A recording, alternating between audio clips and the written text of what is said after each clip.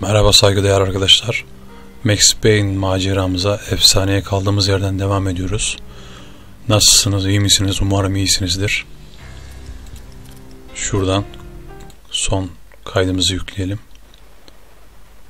Farelerle ve yağlı suyla bölümü. Yukarıda bir tane adam var. Onu şununla indiriyoruz. Evet, gördüğünüz gibi elinde bir silah var.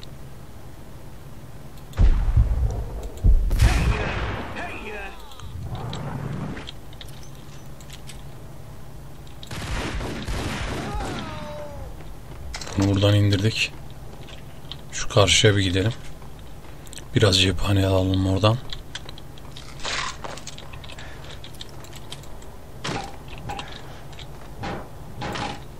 Orada bir şey yok. Şuradan devam edelim.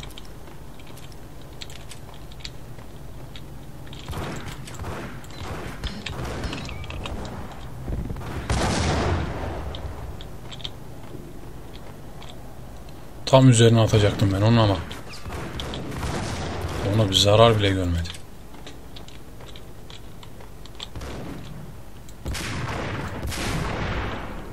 Adam böyle indirirler.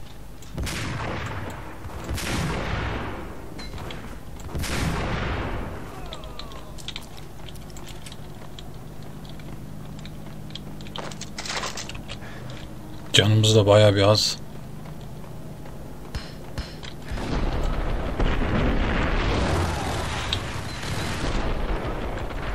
Of, şu anda tamamen ateş altındayız. Bir yerden el bombası geldi, bir yerden.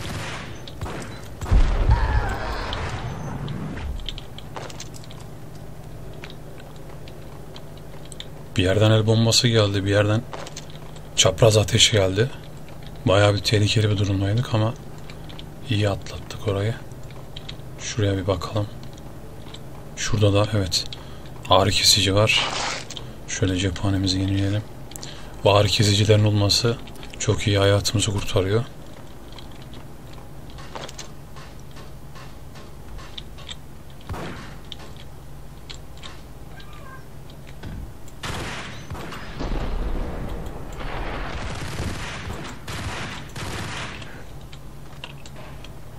Yan tarafa o şekilde geçemiyoruz.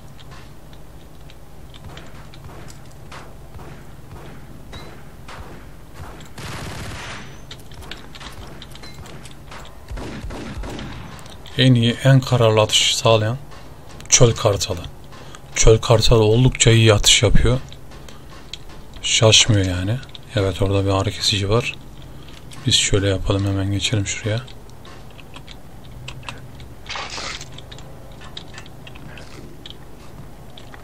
Şuraya geçelim buradan da. Burada bir kayıt yapalım.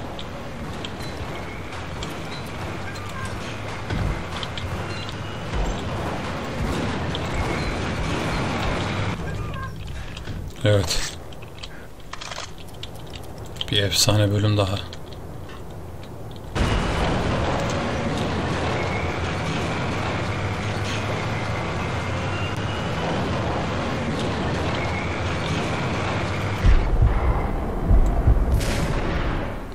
Şunu bir indirelim.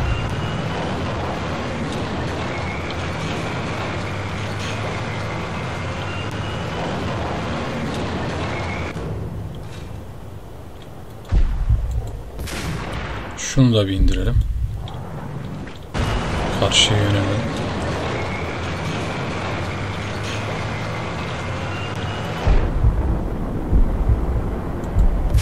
Ve bu kadar.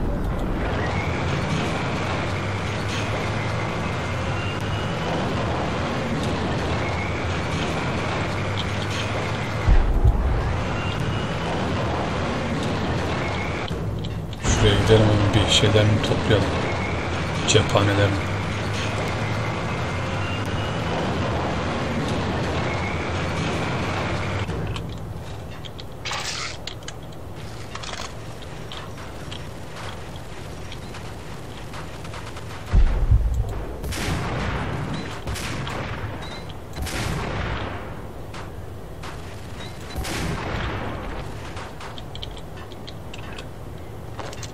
Devam ediyoruz.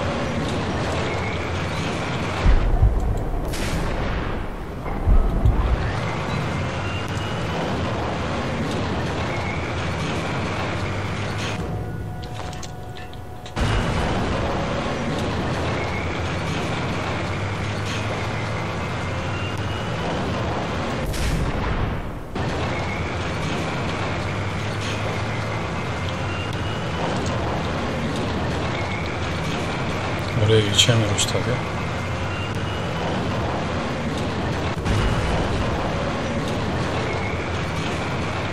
Şurada.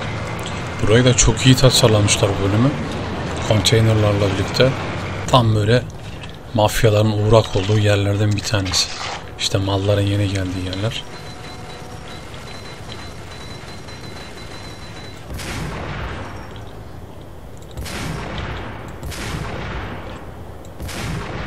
Şunu da şöyle indirelim.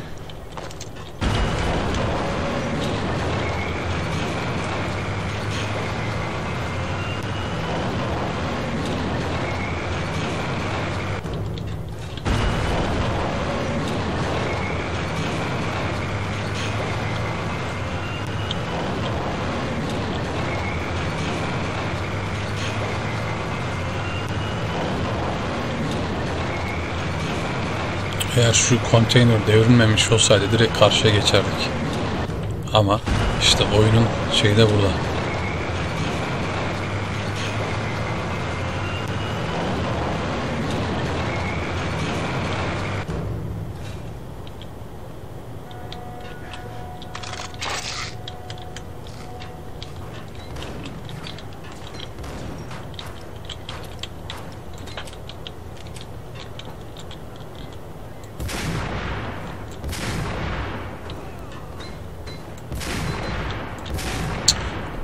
Belirli bir... Of, kurşun yine saplandı. Kurşun saplama sesi de geliyor.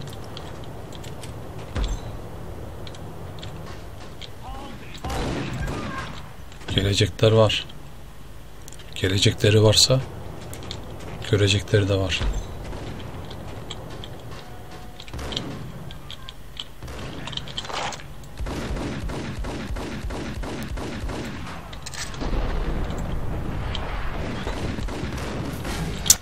Çok kötü bir yerde öldük.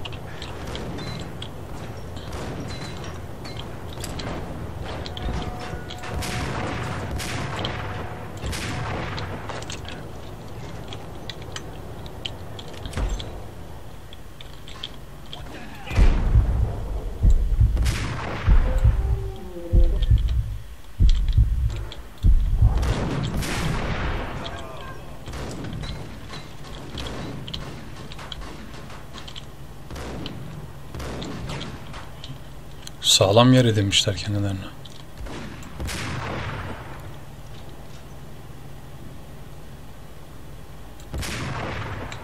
Adamın böyle indirirler işte.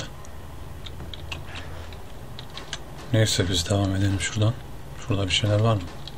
Bir ağrı kesici falan olsaydı iyi olurdu.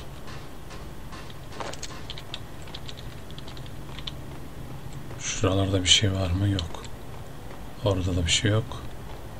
Şuradan devam edelim. Şu cephaneyi fazla harcamak istemiyorum. 10 gram cephanesi var. Çöl kartal var şu anda elimizde. Üst bölüme doğru ilerliyoruz.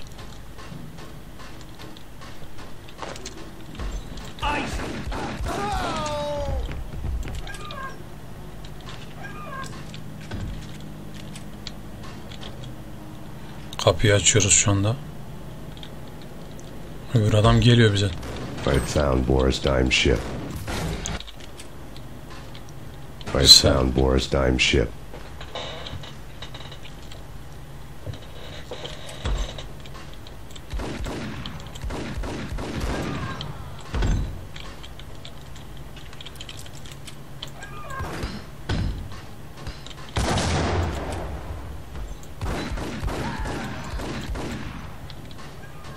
Böyle adamı aşağıya kadar indiririm ben.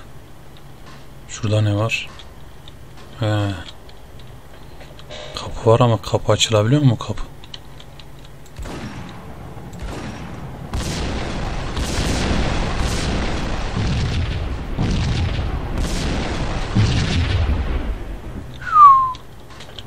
Burada gizli bir bölüm.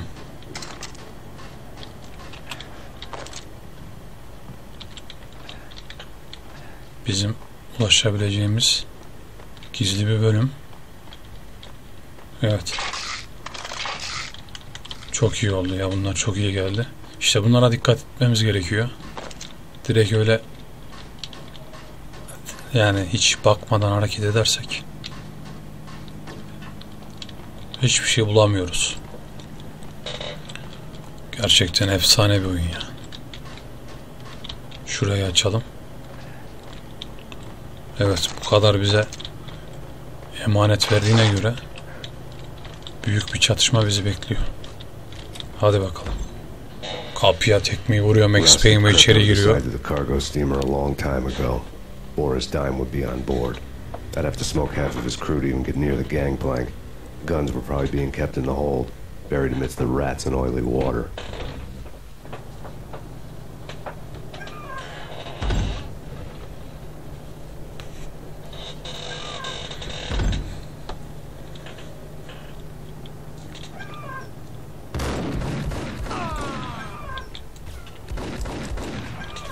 Biri de sıkıyor bize ama.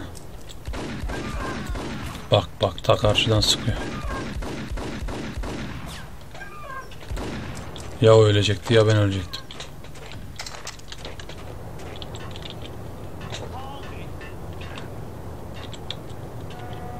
Şuradan bir yerden çıkacaklar.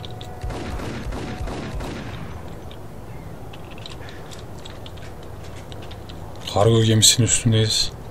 Ve karşımıza New York manzarası. Şu şekilde bir limanın üstündeyiz. Ve devam ediyoruz. Oo, kötü indirdi bizi. Ya bu oyunda her an her şey olabiliyor. Nereden ne çıkacağı belli olmuyor.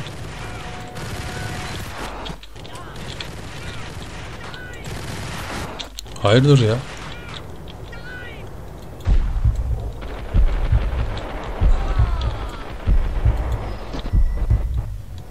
Merminin seslerine bak.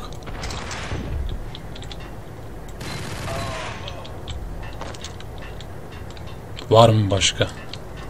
Mermi manyağı olmak isteyen başka var mı? Hı? Bak bak bak.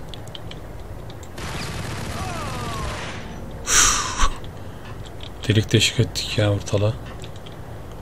Şurada bir kayıt alalım. Ve telefon çalıyor. Evet, telefona bir bakalım. İlk önce bir canımızı dolduralım.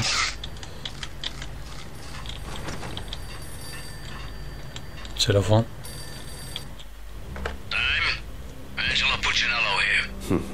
Angie, tell me, how much did Dime cost you? I bet it was more than his name. Max Payne. Right the first time. Tam zamanında. Öldüm seni You're not pislik. confusing me with Boris here, but you are right, of course. Pretty soon we should get together and have a talk. Pissing Punchinello off was a dangerous Sanama 5 game, diyecekti. but when people get mad, they make mistakes. Telefonu suratına kapattı Max That's why I Payne. wanted Punchinello, mad enough to trip over his own feet. Bu arada hikayeyi okumanızı, bu grafik romanlarınızı okumanızı tavsiye ederim. Hızlı geçmiyorum.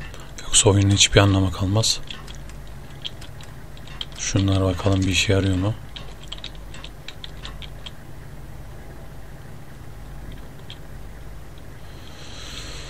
Kaptan.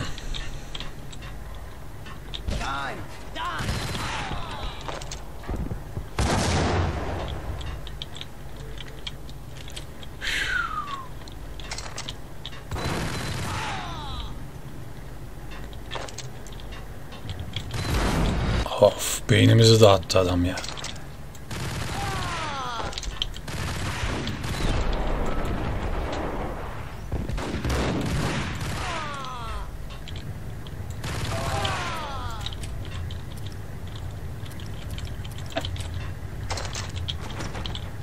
Efsane sahneye geldik işte.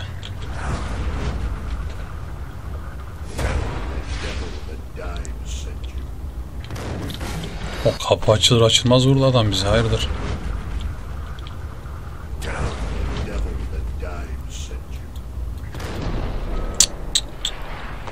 Ama buna çok dikkat edin.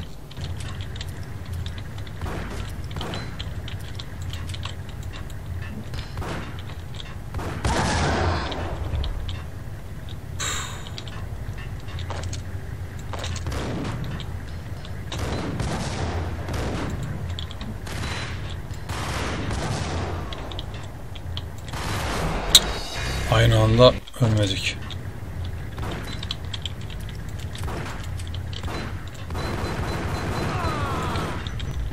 Buna hiç aman vermeyeceksiniz.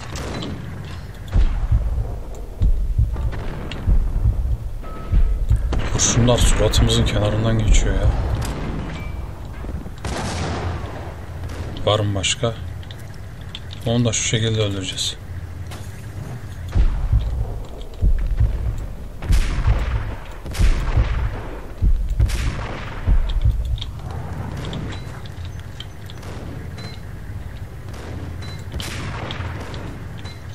Bura patlaması lazımdı.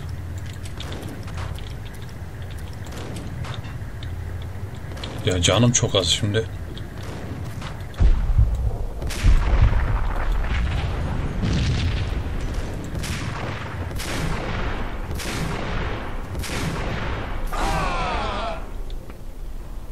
Adamı böyle öldürürler işte. Ama bayağı bir yaralandık. Şu anda geminin şu canımızı bir alalım, dolduralım.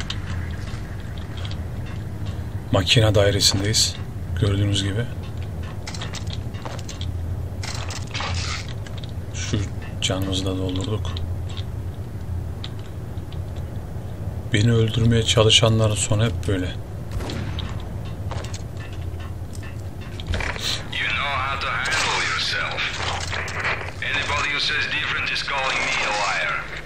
Of.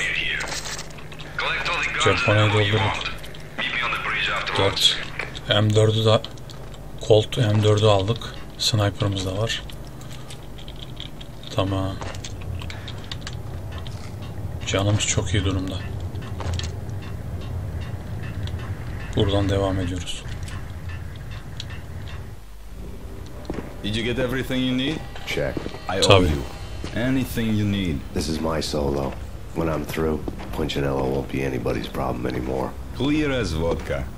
But anytime you get between a rock and a hard place, just whistle. This could be the beginning of a beautiful friendship. You really get a bang out of this big-time gangster act, don't you?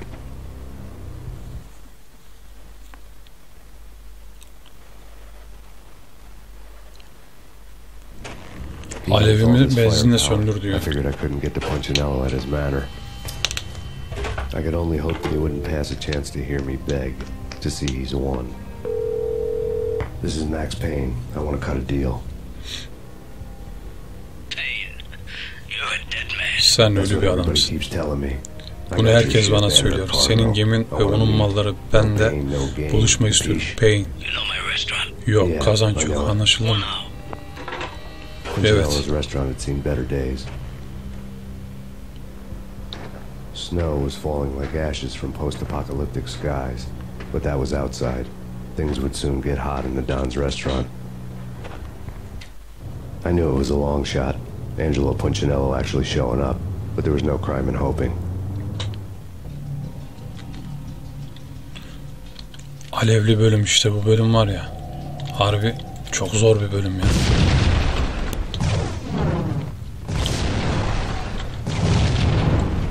Şuradan mı geçecektik?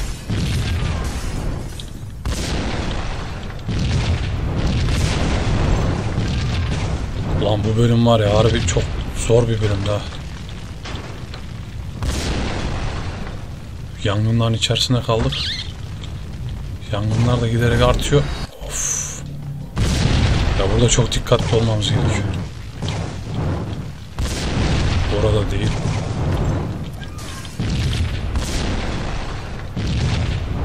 Şuradan devam ediyoruz.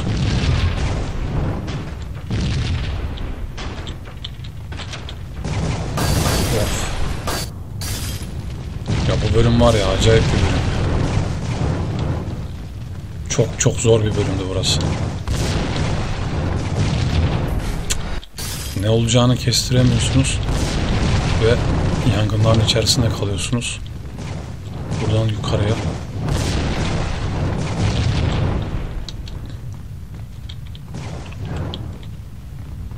Şuradan geçmemiz lazım. Olduğunuz yerde sabit kalırsanız yanarsınız.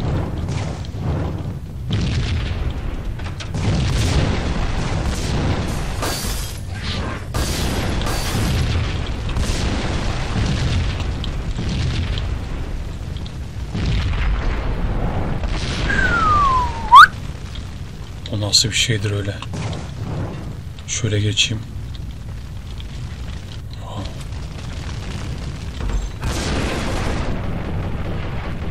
Punchinello was burning to get me. The feeling was mutual. He was trying to Ortalık put bayağı out my karıştı flames ya. with gasoline. Alevlerin içerisinde kaldık. Neyse. Şu neymiş ya?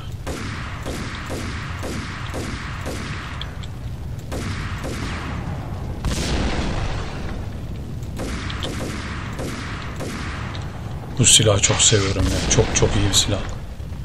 Restoranın yemekhane bölümündeyiz. Şöyle yapıyoruz.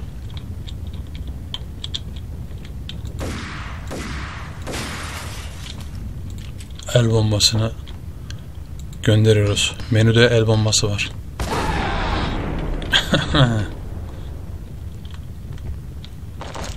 Yolumuza devam ediyoruz.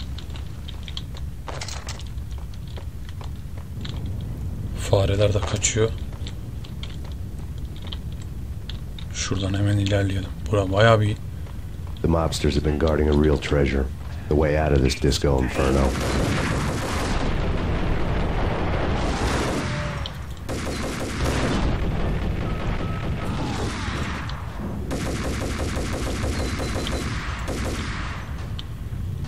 Burayı hızlı bir şekilde geçin.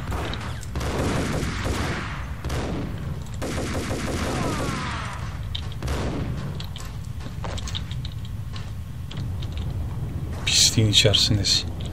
Pisliğin bataklığın içindeyiz.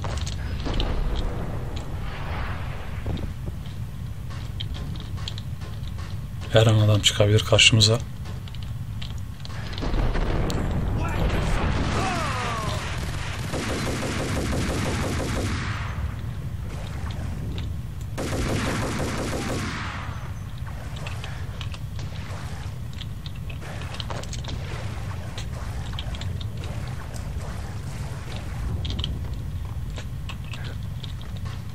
Pislikleri de burada gebertiyoruz. Pislik adam pislik yerde dolaşır.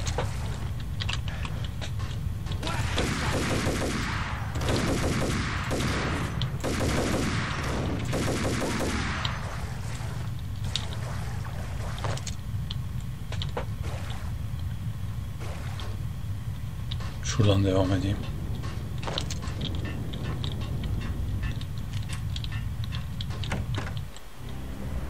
Vlad had seen my smoke signals. The Mercedes was revving to go, almost drowning out the banshee wail of the sirens. You coming? Geliyor musun? We'll drop you off at the Seni Punchinello'nun malikanesine bırakın. Kulağa hoş geliyor. I could use a professional like you. I'll keep that in mind. Ölüm meleği. Cehennemde soğuk bir gün. The night groaned with cold. The garden lights flickered nervously. In their light, the falling snow was dead white before the darkness ate it up. I had heard the stories. The trio were mad dogs. They'd have hung the heads of their enemies over the manor gates if the capo had only let them. Punchinello wanted Payne. He'd see the pain. The trick in my situation was that there was no trick, no matter what the movies tell you. No rules, no secret mantra, no roadmap. It wasn't about how smart or how good you were. It was chaos and luck, and anyone who thought different was a fool. All you could do was to hang on madly, as long and as hard as you could. Someone had graciously left the back door open for me and killed the guards. My money was on Mona. I knew the trio would be standing between me and Punchinello. I had read their rap sheets, thick as phone books. No one would be walking out of here alive. The numbing cold of the broken night had followed me in. Upstairs, the trio tangoed down the manor halls to the silent rhythm of their murderous hearts. Efsane bir The bölüm blood of their daha. victims rust on their lips. Vince Mugnano, Pilot Providence, a.k.a. Big Brother. İşim bitti and dermiş Joe gibi Deadpan adam sağa sola Salem. bakıyor. The pistol was a frozen lump in my hand, piercing the skin. No Ve one onların needed the canına bone. okuyacak olan da biziz.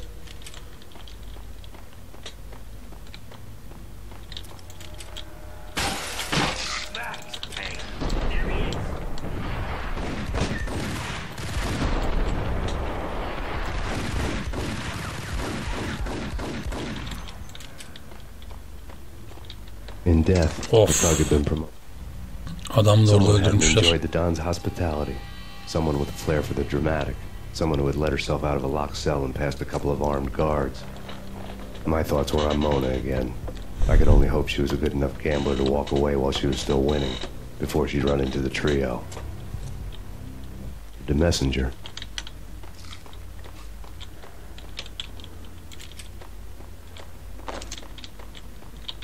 Biz yanlış yaptık aslında.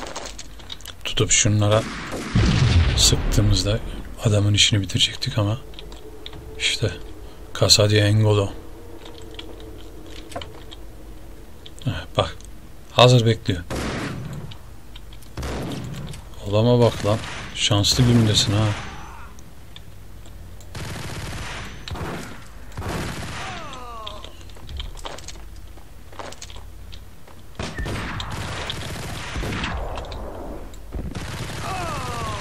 Şu bir. Mafya değil mi bu? Mafya babasını yok ettik. Şöyle canım sıfır olsun.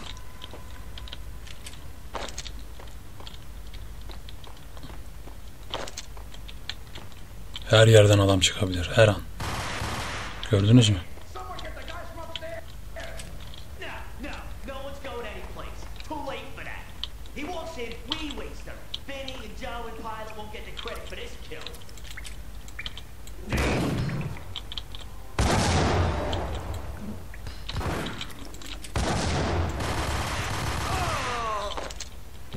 Var mı istediğiniz başka bir şey? Sen de orada bekliyorsun ama.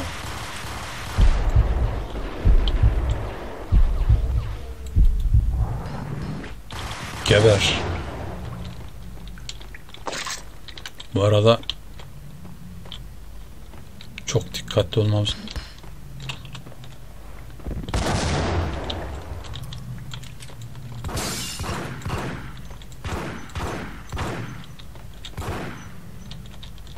Burada da şarap mahzeni. İtalya'yı gösteriyor. İtalya'nın şarapları iyidir.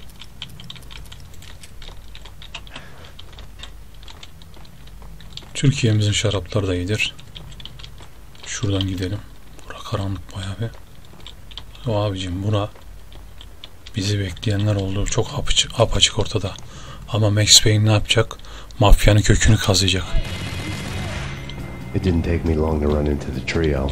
Evet, burada da tarot kartları var. The word on Lisa Puccinello was that she was a bit of a witch. The Tarot kartları birbiriyle uyumlu şekilde mutfak masasının üzerindeydi. The first card was the tower. Maybe that was supposed to be the manor. It got easy after that. The devil was the master of the house, and death was me, coming for him. Muhteşem müzik hala çalıyor. Ve güzel bir müzik yapmışlar yani. Dolapta ne var? Dolapta bir şey yok. Biz ne yapabiliriz? Nereye gidebiliriz? İçeriye gireceğiz ve operasyon başlayacak.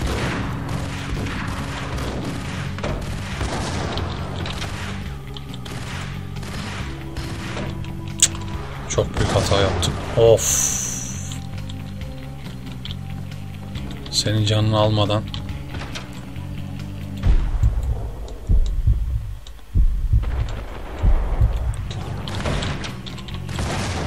adama bak ya, ölmüyor.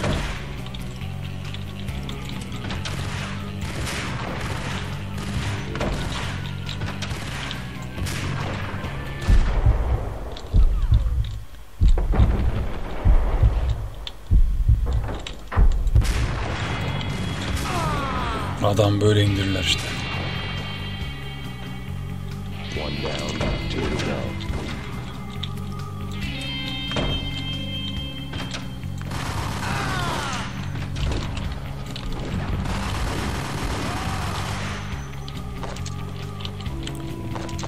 Her yerden adam geliyor.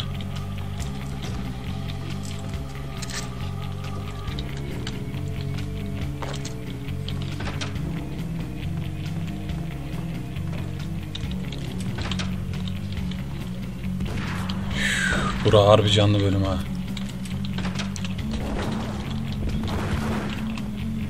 Wow.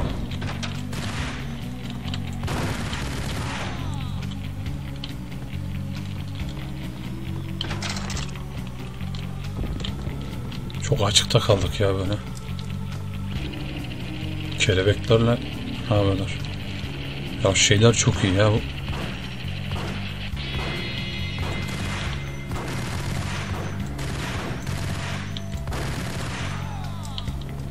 Var mı başka adam? Burada da ayrı bir tablo var. Vardır canım yukarıda. Bak bak bak bak bak.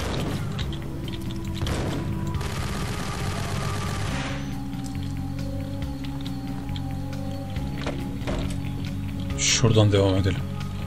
Burayı da bayağı iyi tasarlamışlar. Şömineyi falan güzel yapmışlar. Kaplamalar falan çok çok iyi. Şuradan devam. Burada ince bir ayrıntı var. Çok sevdiğimiz bir şey. Time müziğini burada çalıyor. Oyunun ana tema müziği var ya. O burada çalıyor. Onu çok çok başarılı yapmışlar. Bu bombayı yersek işimiz biter.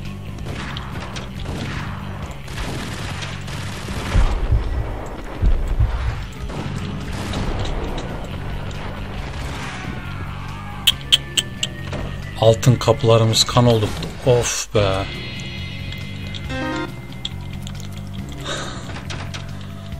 Altın kapılarımız kan oldu Tayfun. Kim kimi koparıyor? O da uçuyor ha. Abi çok kötü oyuna geldik. Tezgah bu var ya. Var mı başka biri? 3 tane şuradan ağrı kesiciyi hemen kullanalım.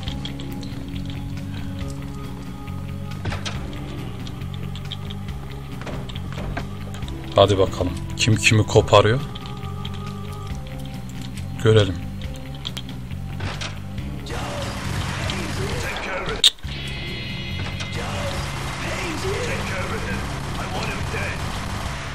Adamlara bak ya. İnsafsızca sıkıyorlar ya. Hunharca sıkıyorlar. Hadi bakalım abi.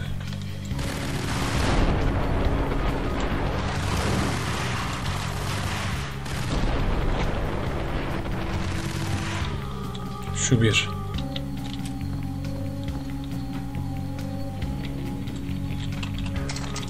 Öyle bir yere geçmişler ki.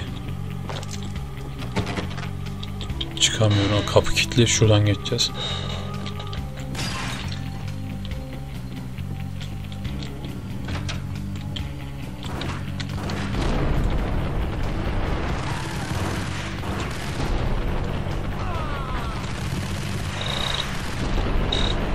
Adama bak ya.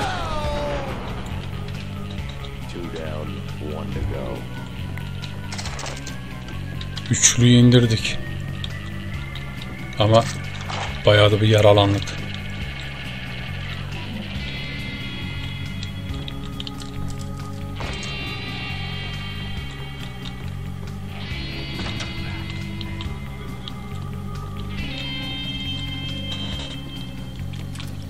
Çok güzel bir müzik ya.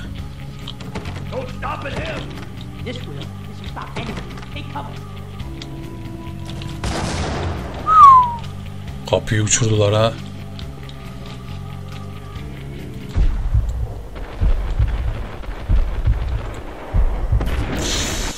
Gördünüz değil mi ağır çekimle?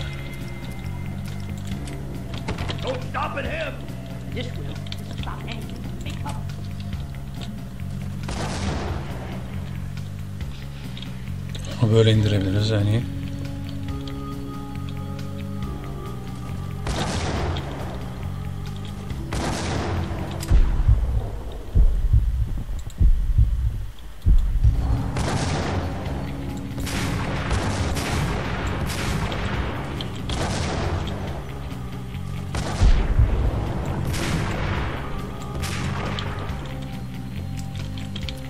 Adam bize roket atar atıyor ya. Var mı böyle bir şey? Aa.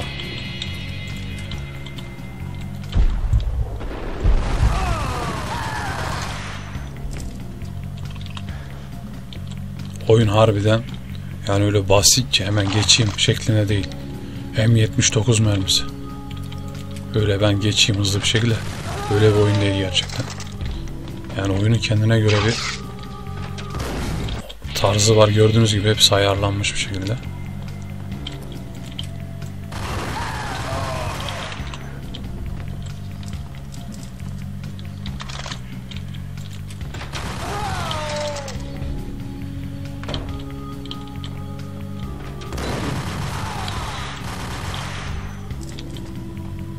Sıcak su.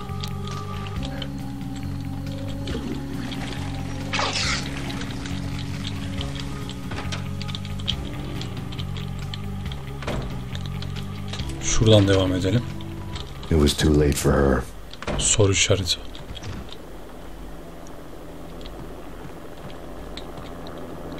Evet, bir ölü bir kadın var. Max, sen gerçek bir meleksin. Ölünün Mona'ya kardeşi olduğunu söyleyemezdim. Ceset mahvolmuştu. Hasta piç gerçekten bunu yapmaktan zevk almıştı. Bir bebeği düşünmeye neden oldu. Max Payne çocuğunun öldüğünü aklına getirdi. Çok iyi bir senaryosu var ya. Yani her dakikadan oynarken keyif alıyorsunuz. Gerçekten keyif veriyor. Altın kapılarımız kan oldu Tayfun.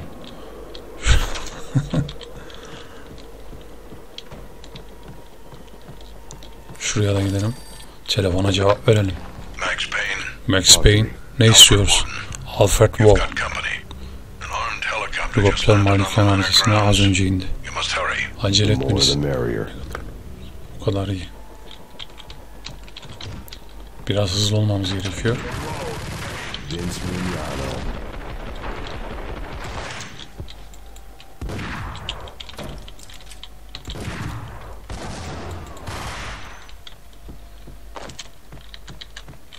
Helikopter aşağı indi.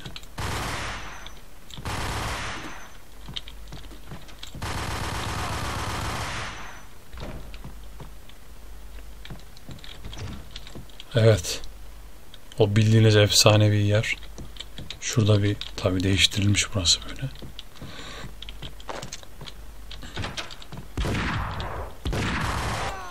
Punchinello's trio was done for. Şuradan devam edelim.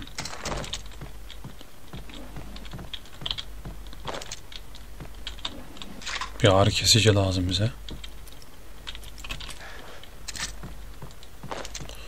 Buradaki bölüm ajanların olduğu bölüm sanırım. Evet.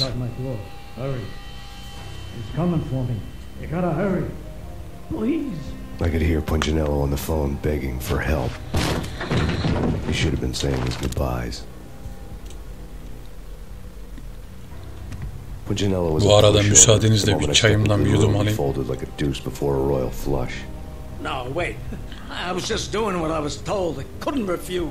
Her saniyesiyle, her dakikasıyla muhteşem bir oyun. Çok keyif aldığım bir oyun gerçekten. Eski olmasına rağmen halen de keyif veren muhteşem bir oyun. Max Payne.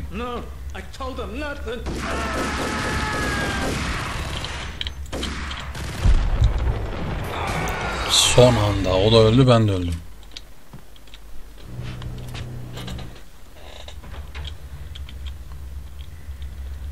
Ajanlar geliyor.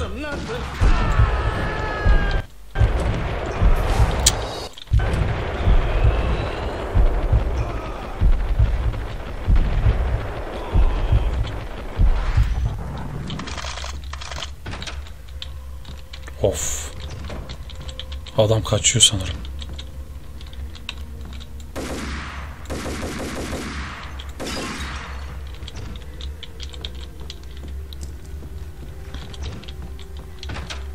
...20 mermimiz var. Of. Oyun bitti Max Payne diyor. Çok manyak bir sahne ya. Bütün ajanlar gelmiş.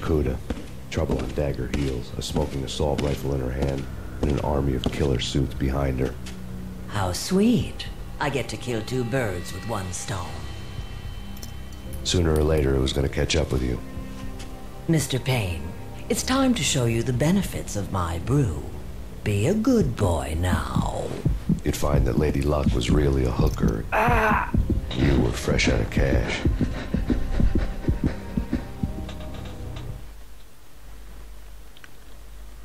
Cennete biraz daha yakın. Gentlemen, we're done here. Take me to cold steel.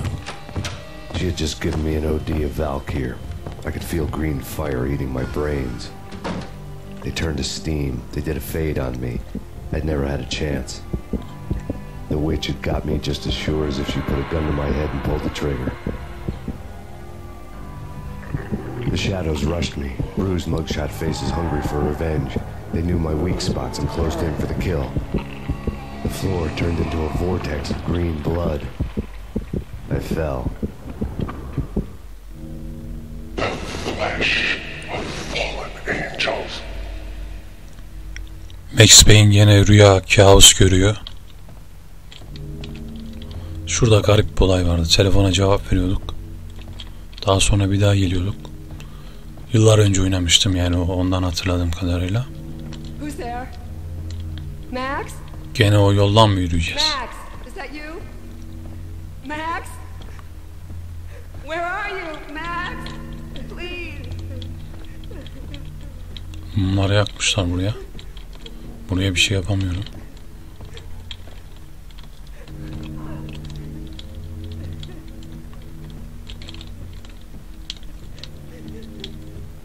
No, please, Max, no. I'm sorry.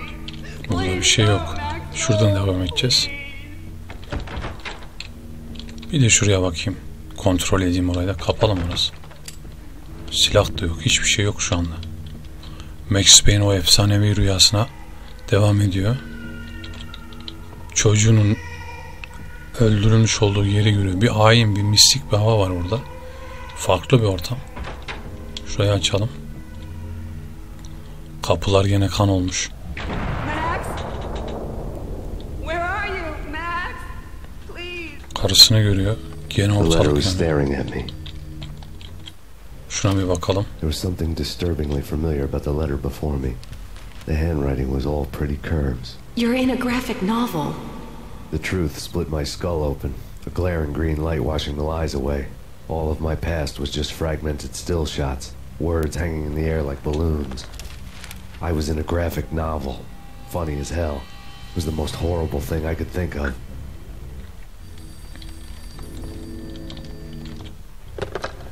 Bartender is shiny stuff and dreams are made of stupid necromancers. Max Payne'in sesini duyuyor. Kendi sesimizi duyuyoruz. There was a bad line in the prank call. Someone spouting insane babble. I couldn't make sense of it. But I had an overwhelming sense of déjà vu. The caller's voice sounded oddly familiar.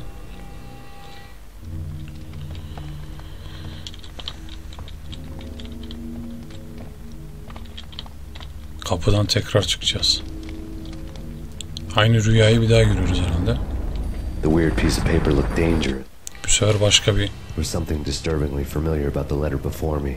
The handwriting was all pretty curves. You're in a computer Bir game, bilgisayar Max. oyunu içerisindesin The Max. truth was a burning green crack Gerçekler through my beyninin brain, tamamını weapons saran statistics yeşil, hanging in the air, glimpsed out yakıcı the bir corner of my eye. patlamaydı. Endless repetition of the act of shooting, time slowing down to show off my moves, the paranoid feel of someone controlling my every step. I was in a computer game. Funny as hell, it was the most horrible thing I could think of.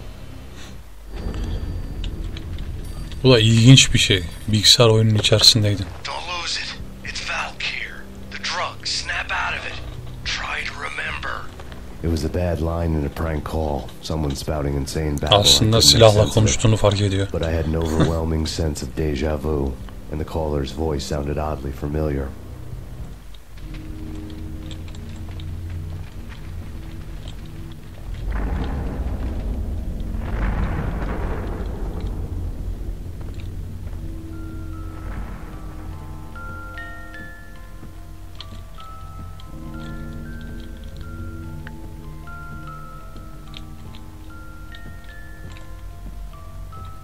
Hiçbir şey yapamıyoruz burada da. Çocuğumuzun gene o müzik kutusundaki ses geliyor. Ardından. Ve biz farklı bir yerle karşılaşıyoruz. Yani yukarıya bakın. Çıkılmıyor ya. Başka bir yere gidiyoruz. Evet. Gene efsanevi.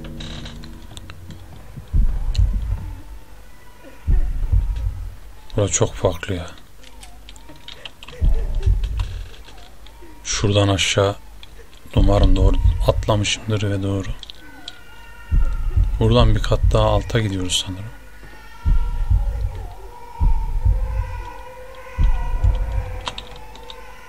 Aşağı. Yanlış yere atladım be. Düşmesi de bitmiyor adamın.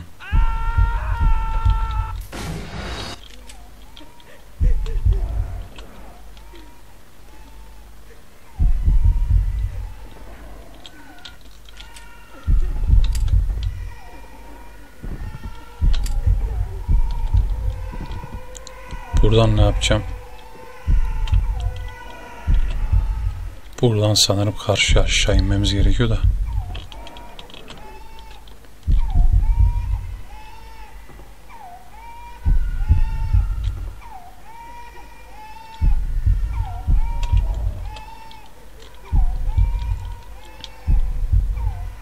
Öyle bir yer yapmışlar ki.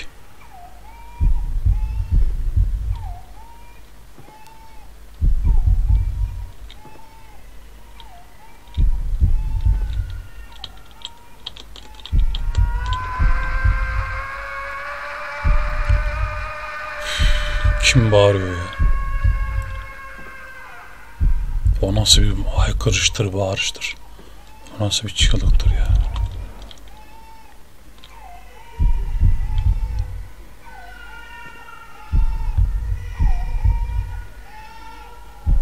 Ya benim bildiğime göre şuraya geçeceğiz ama herhalde evet.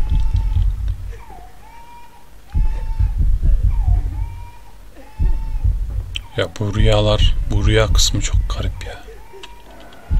Çok çok garip yani. Ne yapacağımızı bilemiyoruz çünkü. Oradan oraya, oradan oraya zıplıyoruz.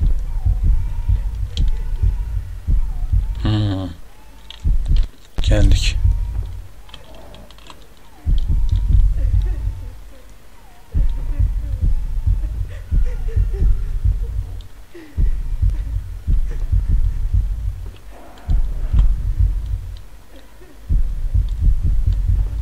Evet, çocuğumuzun yatağına geldik. Max! No! Max!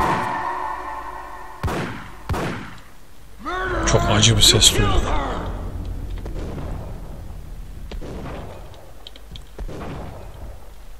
Max Payne'i vuruyor. Vurmak istemiyorum ama bir bakalım, vurmazsak ne olur? O bizi mi öldürecek? Ya o bizi vuracak ya biz onu vuracağız. Evet, bizim onu vurmamız gerekiyor.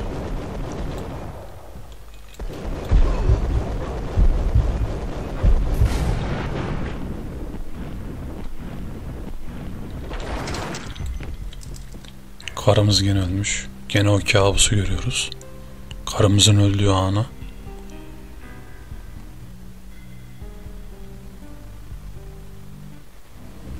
Max, something happened at the office today. A strange memo. Something about Vikings. Honey, I gotta run. You can tell me all about it this evening. Have a nice day, darling. The bullet Balım gitmem lazım. chest, blood glowing on her ivory skin. She was so beautiful. Şurada da gördüğünüz gibi. The killer was smiling.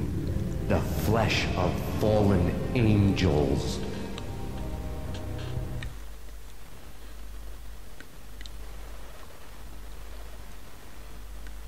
Bir beni kılıca götür bölümüne geçtik. Faded, leaving dark stains on my soul that would never come off.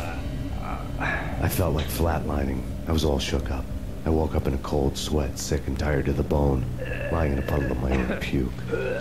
The hag had taken cold steel before it had all gone crazy. It was a clue, the only one I had. It took me forever to crawl back to my feet and hit the road, but when I did, I drove straight to Cold Steel Foundry outside the city. There was a whole lot of action around the place for a freezing winter night. Trucks coming and going, men running. I had the drop on the mystery witch. She thought I was dead. I was on her blind side. I was going in. Operasyon başlıyor. In a crazy mood, adrenaline pumping through my aching veins. Staggering on the mill roof in ice and snow and wild wind, I was a ninja. My kung fu was strong. I wasn't hitting anybody. At best, I was Superman and kryptonite about to fall through a skylight, down to where it was all going down. A half-abandoned industrial area in the middle of nowhere. The factory was a perfect front for any number of illegal activities.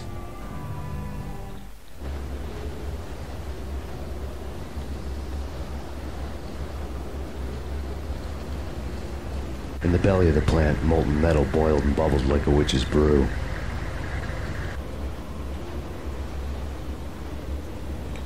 Merdivenlerden ağır ağır çıkıyor.